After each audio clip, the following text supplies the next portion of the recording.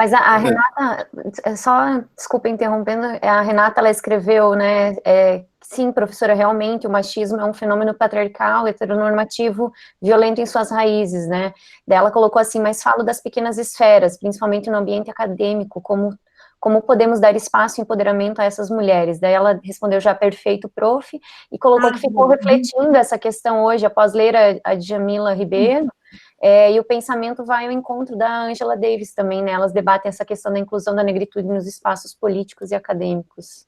Ah, agora vi aqui, Renata. É bem isso.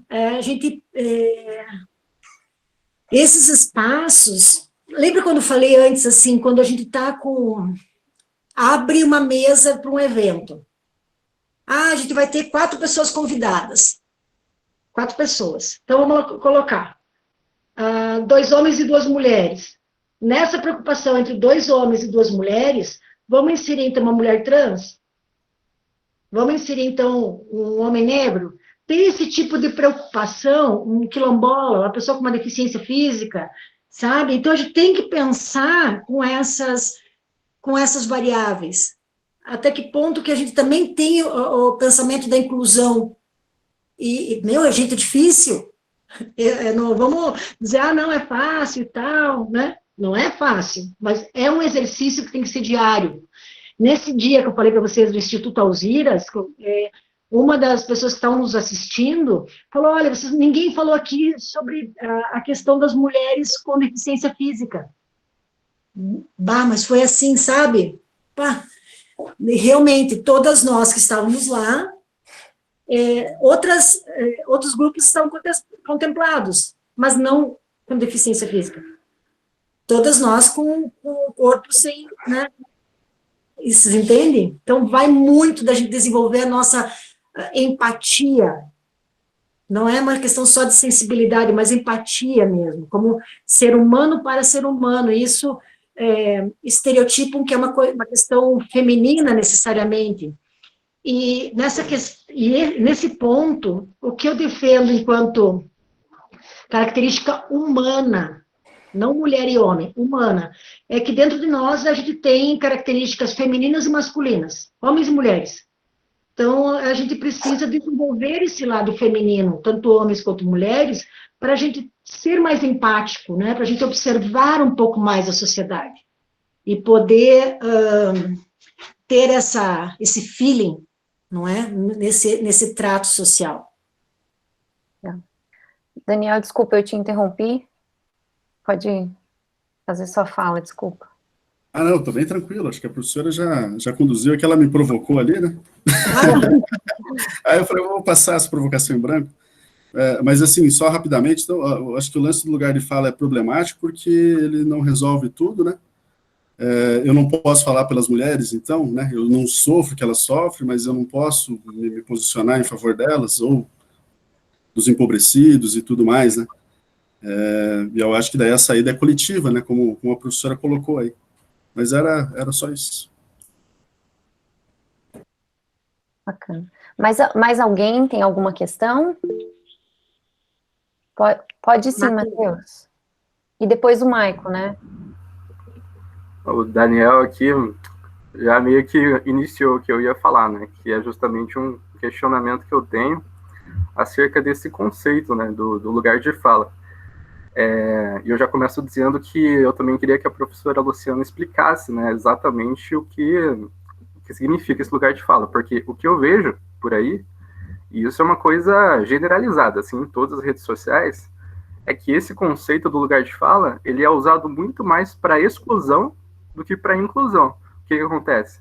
A pessoa vai falar lá, vai fazer alguma crítica, né? E, claro, muitas vezes essa crítica é descabida, né? Na verdade, não é uma crítica, é só um xingamento, alguma coisa assim. Mas, às vezes, muitas vezes, inclusive, a crítica é pertinente. É uma crítica de qualidade que serviria, né, para tal movimento se desconstruir e se reconstruir como algo melhor, né? Algo que eles poderiam melhorar, assim, na comunicação deles, ou em algum outro sentido, né? Então, muitas vezes a crítica é válida e a resposta que eles recebem esse não é o seu lugar de fala, fica quieto aí. Né? Uhum. Então essa pessoa automaticamente é excluída, né? Eles ficam, eu tô tentando ajudar aqui, né?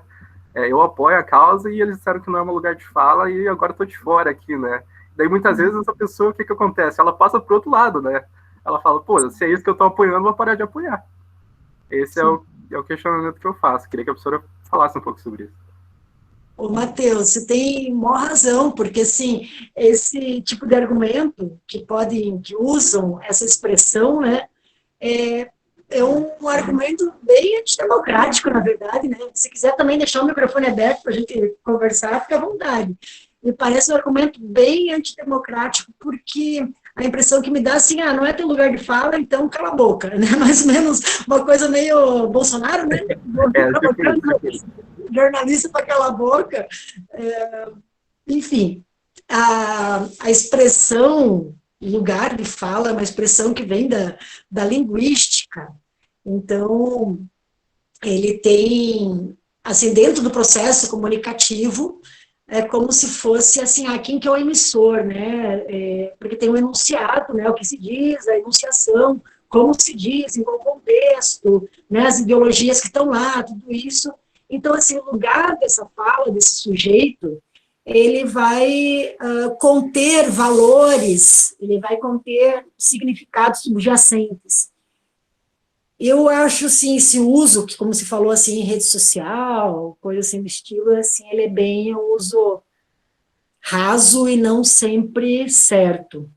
Como antes o Daniel falou, então eu sou homem, não posso falar em nome de uma mulher. Olha, falar em nome de uma mulher... ou, no caso, você, sim, Matheus, que você está falando, em nome de uma causa. Vai muito de como a gente fala, você entende? Isso que é questão do lugar de fala. Na verdade, eu não gosto muito dessa expressão, porque ela virou clichê, sabe? Como sendo bem real. E acabou sendo banalizada. Pode deixar o microfone aberto, Matheus, se quiser, pode me interromper de novo. Fica tranquilo. Estamos quase numa sala de aula aqui, melhor que uma sala de aula, estamos num bate-papo.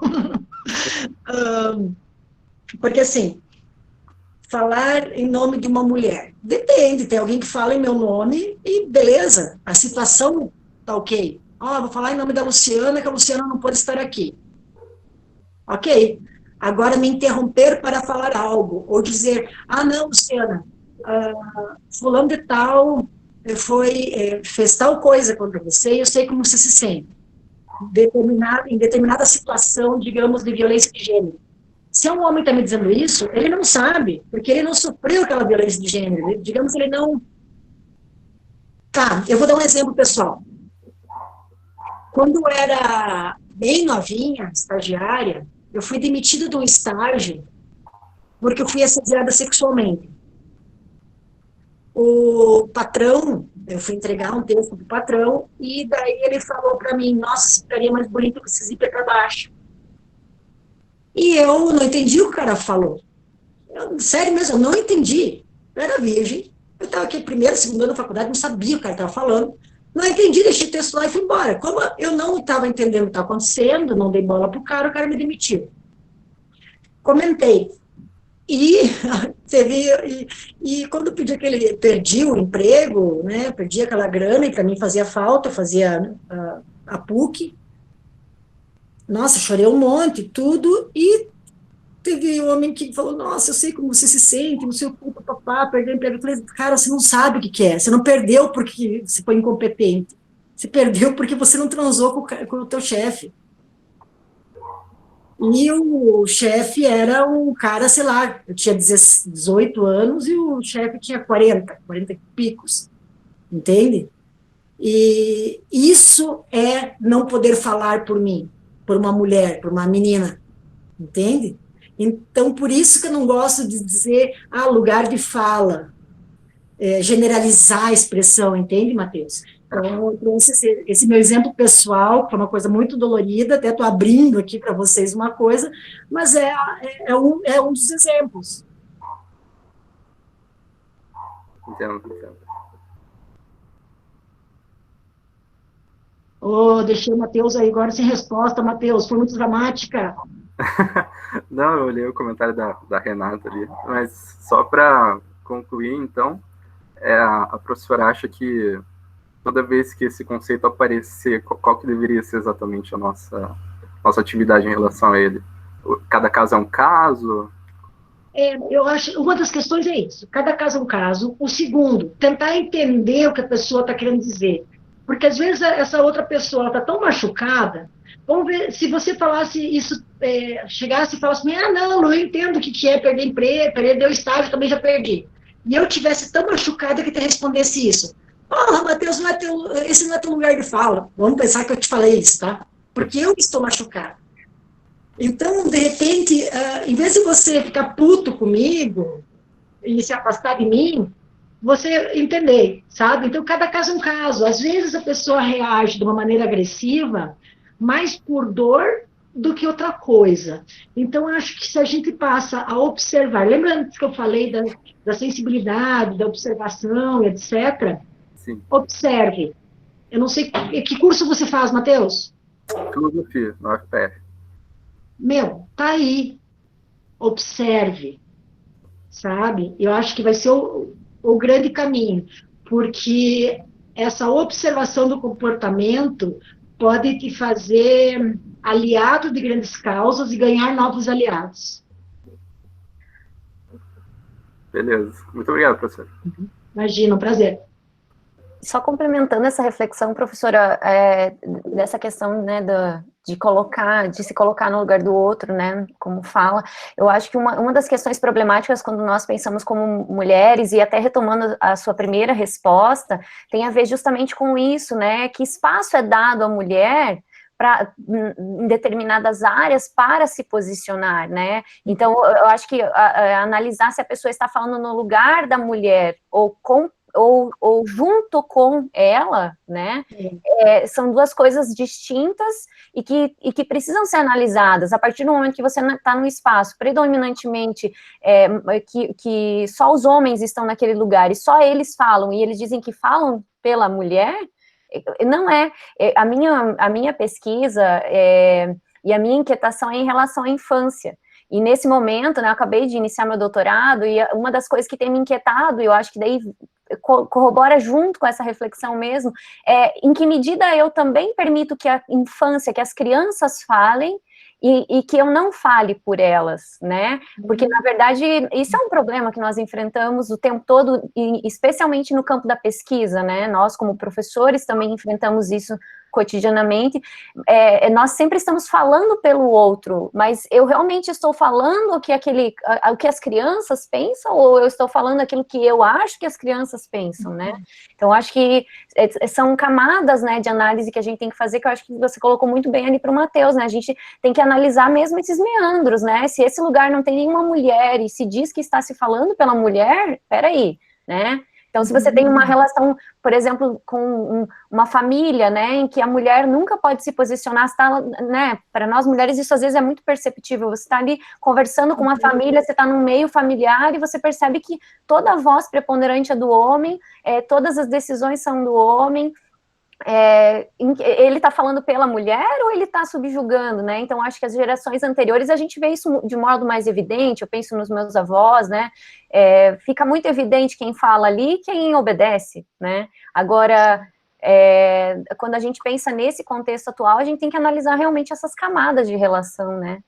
Sim, e observar exatamente isso, ter essa percepção, assim, de quem efetivamente está falando, quem está lá enfeitando. Isso a gente volta para a questão da política, da presença feminina qualitativa, porque às vezes as mulheres, elas estão, digamos, numa diretoria, são vices de alguma coisa, pró-reitoras, e assim, elas podem estar em cargos, mas elas estão lá para ganhar voto, porque tem isso também, porque às vezes tem uma mulher como candidata a vice, ou formando uma chapa, é estratégico para eleger um homem, né?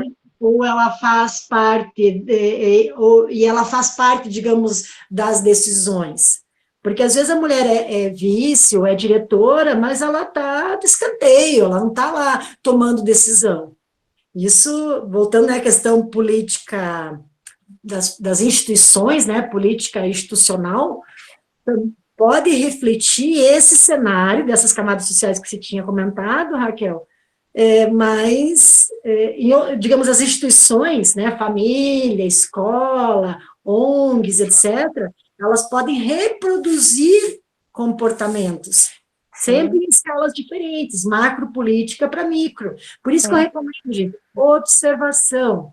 observação para levar a uma ação consciente.